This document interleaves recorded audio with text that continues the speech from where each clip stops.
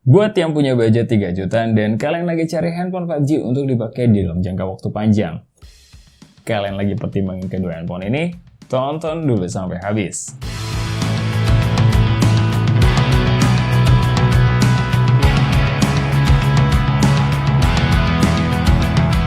Hai Smart Buyer, gue Rizky. Kali ini kita akan compare dua handphone 5G 3 jutaan, yaitu Infinix Zero 5G versus Vivo T1 5G. Kira-kira plus minusnya apa aja? Let's check this out.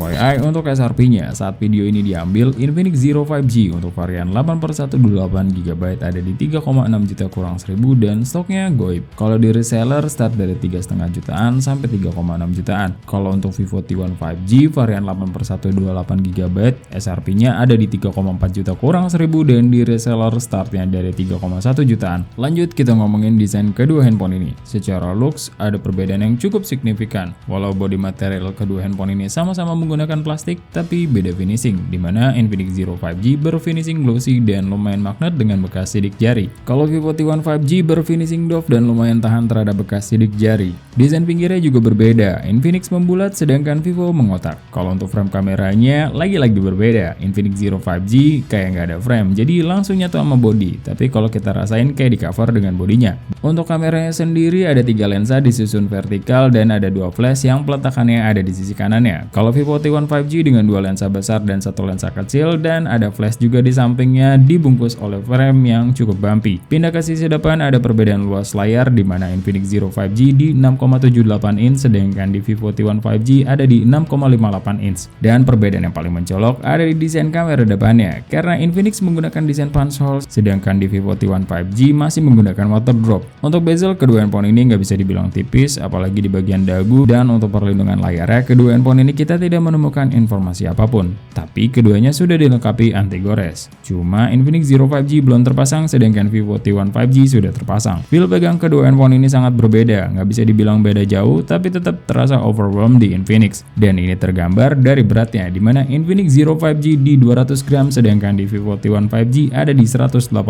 gram. Untuk sisanya sama-sama aja, kayak fingerprint sensor yang ada di samping sama-sama dilengkapi audio jack 3,5 mm. Tapi slot SIM tray-nya Infinix bertipe dedicated sedangkan Vivo masih hybrid.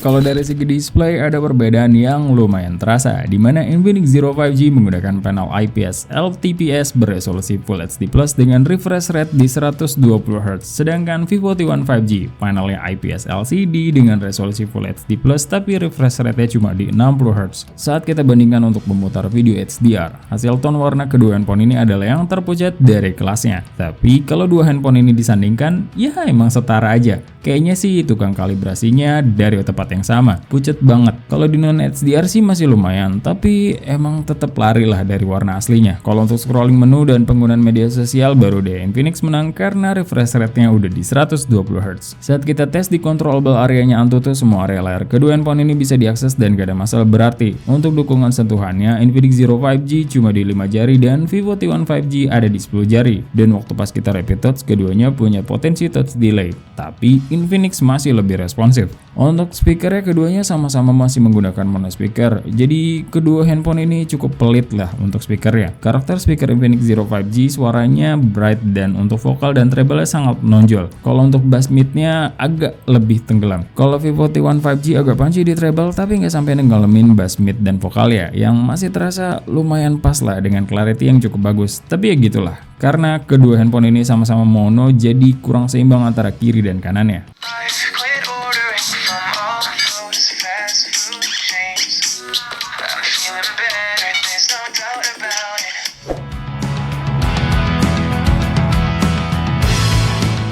Untuk kelengkapan sensor, kedua handphone ini plus minus di mana Infinix Zero 5G dilengkapi gyro hardware tapi minus NFC. Kalau di Vivo T1 5G udah ada NFC tapi minus gyro hardware. Untuk kelengkapan biometrik, kedua handphone ini sama-sama dilengkapi face unlock dan fingerprint sensor dan keduanya cukup baik dalam respon dan kecepatannya. Pindah ke konektivitas penangkapan jaringan sinyal, waktu pas kita tes dengan kartu yang sama, kedua handphone ini bersinyalnya cukup aman dan penuh. Tapi kadang Infinix suka naik turun. Walau begitu, waktu pas kita speed test hasilnya masih sama lah, ya 11-12 lah untuk speed testnya. Kalau untuk penangkapan sinyal WiFi, kita coba mengkoneksikan dengan SSID yang terjauh. Jadi di tempat kita ada 3 SSID dan SSID yang terjauh ada di lantai 1 dengan jarak kurang lebih 12 meter. Hasilnya secara bar sinyal masih lebih kuat di Infinix Zero 5G dibanding Vivo T1 5G yang naik turun dan kita susah koneknya. Dan waktu pas kita speed test, hasilnya menggambarkan itu semua. Infinix Zero 5G menang telak di sini. Kalau untuk kecepatan storage jauh sih ini karena Infinix Zero 5G udah menggunakan UFS 3.1, sedangkan Vivo T1 5G cuma di UFS 2.2. Dan untuk hasil skor sintetiknya ketebak lah Infinix Zero 5G lebih tinggi karena skornya udah mencapai 50 ribuan.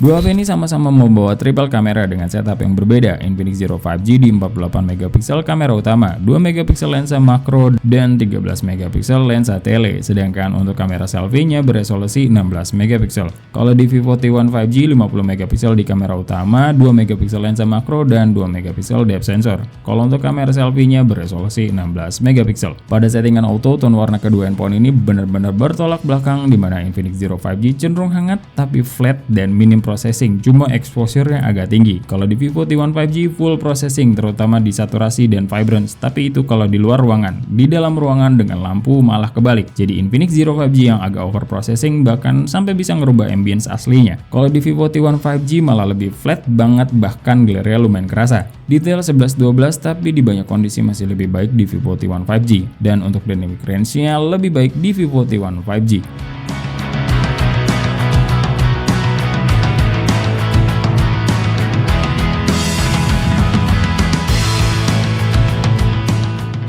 Untuk mode portrait secara detail dan tone warna masih membawa algoritma dari mode autonya, terus dari segi kerapian keduanya cukup rapi, tapi dari segi kedalaman dimensi Infinix Zero 5G masih lebih dalam.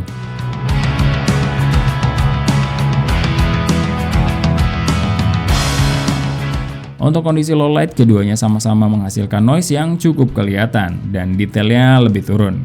Tapi kalau yang lebih cerah dan agak mendingan sih noise-nya di Infinix. Dan saat di night mode keduanya terjadi peningkatan yang cukup drastis dengan perbedaan treatment. Infinix cenderung naik exposure dan main aman dengan white balance sehingga kesannya terang. Kalau di Vivo T1 5G cenderung minimal di processing, cuma bermain di reduce noise. Tapi untuk masalah glare, Infinix lebih baik ngehandle ya dibanding Vivo yang berantakan banget sih.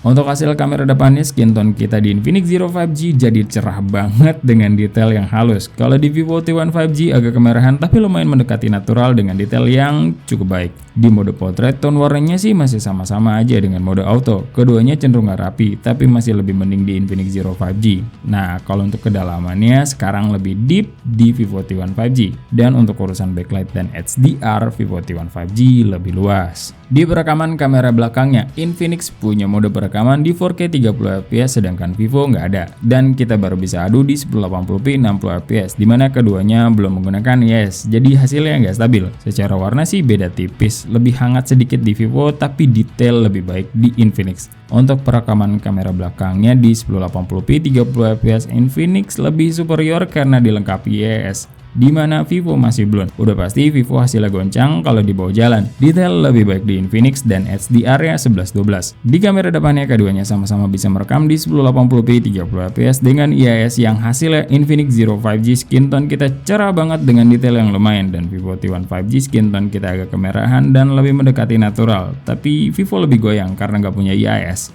Dan ini adalah hasil dari 1080p 30fps.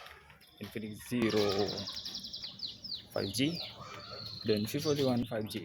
Kalian bisa lihat sendiri hasilnya.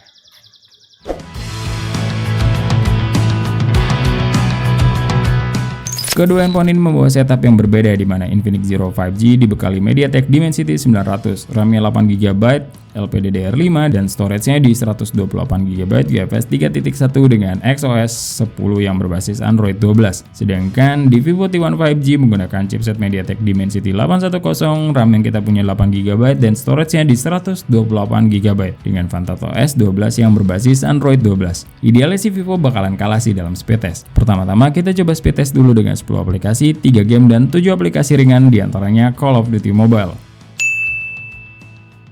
Mobile Legends, PUBG Mobile, Netflix, YouTube, Spotify, TikTok, Instagram,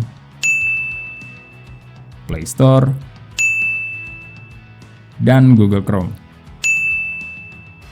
Seperti yang kita udah duga, speed test kali ini Infinix Zero 5G mendominasi. 8 aplikasi bisa dibuka lebih cepat dan semua gamenya dilibas. Cuma satu aplikasi yang bisa dibuka lebih cepat oleh Vivo T1 5G dan satu aplikasi lagi seri. Lanjut lagi ke multitasking, kita buka 10 aplikasi yang tadi udah kita tes. Dan kedua brand HP ini emang juara di multitasking. Semuanya bisa dibuka tanpa reload.